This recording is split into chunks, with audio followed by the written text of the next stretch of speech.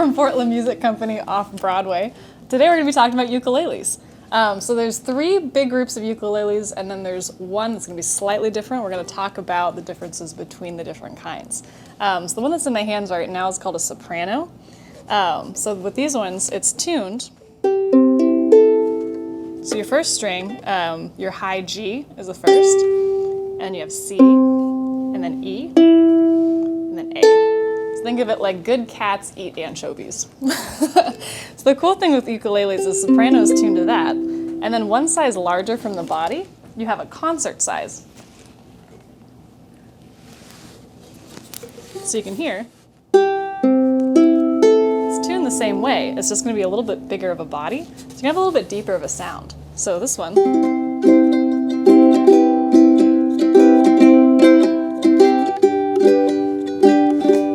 It's going to sound a little bit deeper and a little bit fuller as well since it's a little bit larger.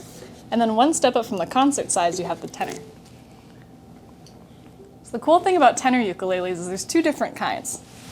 So you have that same tuning before, so the G, still a high G, and then you have C, E, and A.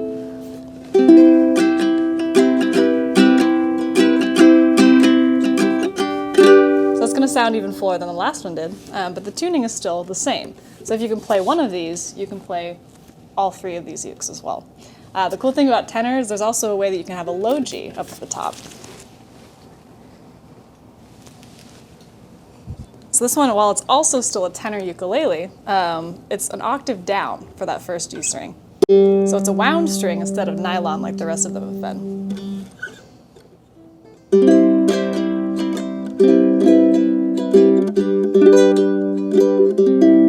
It's going to sound a little bit more like a classical guitar because it has a little bit of that low sound. There's going to be the closest thing to classical or regular guitar strings that you'll find on a ukulele. So the main kind of 3 groups is going to be that soprano, concert, and either kind of tenor. And then one size larger than that, it can mix up a little bit. So if you're going from guitar and looking for like backpacking instruments, you want to pick up a ukulele.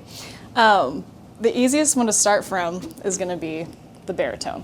So the cool thing about baritone ukuleles is even though they're not that large, they're still the same kind of body style as the previous ones we've talked about, but the tuning's a little bit different. So the tuning on these is the same as the first 4 strings on an acoustic guitar. So if you have your same chords, it's just minus the E and the A. So you're tuned with D, G, B, and E. So if you play guitar, those are going to be the same exact chords, just minus your first root notes. So there's a lot of different woods that they'll use in constructing ukuleles. So one of the really popular ones, because it's a Hawaiian instrument, is koa. So koa is a tropical hardwood that I've got on this one. This one's a marten. So usually on the backs and the sides you'll have a tropical hardwood because it provides a really good sound while structurally is a very solid instrument. So koa has always been really popular since it is only grown in Hawaii. It just makes a little bit more authentic of a sound. So you'll see a lot of, especially really nice sounding instruments are all going to be made from koa. Another one that's going to be really popular is going to be mahogany. So that's what you're going to see on a lot of kalas. The reason why they do mahogany is it's also a very hardwood, but it's grown all over North America, South America. They're really easy to harvest. So in a lot of ukuleles, you'll see that for the top as well as the back and sides. So it's kind of a cool one. And then you can see kind of the grain on mahogany too. If it's sort of speckled, that's how you know it's mahogany versus like rosewood. So it's a really popular one, especially locally because we have so much of those growing in the Pacific Northwest as well.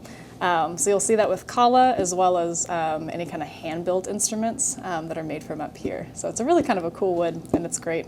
You'll see it on a lot of guitars as well for the same reason. So one thing too is sometimes you'll have a different top wood versus the tone woods on the back and sides of the instrument. So for example, you'll see kind of a good tone wood for the backs and sides, and then you'll see either spruce or cedar for the top. So the reason why they do that is you want a nice piece of wood that's solid on the top of the instrument that's going to move while you're playing. So something that's kind of a nice thinner wood, so something like cedar because it's so open works really well for the tops of guitars as well as ukuleles. So this one's cedar, which you'll see actually in a lot of classical guitars as well, which is why you have a little bit of that classical guitar sound when you play on one that's not just a solid hardwood. You can always swing by here off Broadway if you guys have any questions about them too. It's a whole kind of world of ukuleles, but those are kind of the gist of all the different groups. Thanks so much for watching, and we will talk to you soon.